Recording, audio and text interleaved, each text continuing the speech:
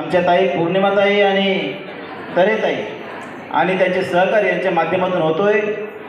आज जो पूर्ण हिंदुस्थान माननीय पंतप्रधान नरेंद्रजी मोदी यांच्या नेतृत्वावर विश्वास ठेवतोय, त्यांच्या नेतृत्वात महिला सक्षमीकरणाचे धोरण अवलंबलं आहे। ज्या काळामध्ये काँग्रेस 1971 पासून गरिबी हटाओ गरीबी हटाओ नारा देत होती, प्रत्यक्ष गरिबी हटली नव्हती, महिला सशक्तीकरणाचं सक्षमीकरणाचं नारा देत होते, प्रत्यक्षात कोणत्याही प्रकारचं सक्षमीकरण केलं नव्हतं। मोदीजींनी ते प्रत्यक्षात केलं आणि आज आपल्या ग्रामीण भागातील नव्हे तर शहरी भागातील प्रत्येक महिला ही सक्षमीकरणाकडे वाटचाल करते।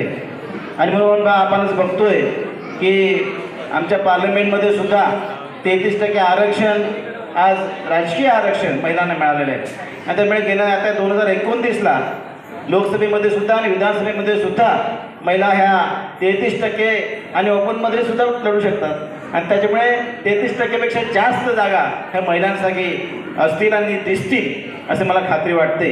आणि त्यामुळे आपल्या ग्रामीण भागातले जे काय महिला आहेत त्या खरोखरच आज सगळ्यांचं मी अभिनंदन करतो। आज तुमचा जो पक्षप्रवेश आहे हा खूप महत्त्वाचा आहे।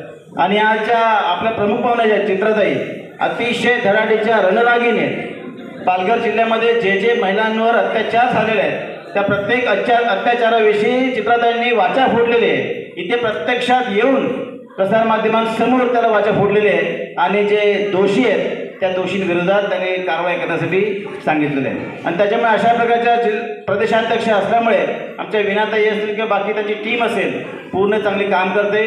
आणि त्यामुळे आज पौर्णिमाताईंना मी सुद्धा आश्वस्त करू इच्छितो की येणाऱ्या काळामध्ये आपण सर्व ज्या महिलांना प्रवेश घेतलेला आहे त्या सर्व महिलांनी निश्चिंत राहावं। कोणताही प्रॉब्लेम आला तर आम्ही भोई सर आहेत, मी स्वतः आहे, विनाताई आहेत, चित्राताई आहेत, आम्ही सर्वजण आपल्यासोबत असू आणि कोणत्याही कोणत्या महिलेला कोणत्याही प्रकारची अडचण येणार नाही अशा प्रकारची आम्ही ग्वाही देतो आणि थांबतो। जय हिंद, जय महाराष्ट्र।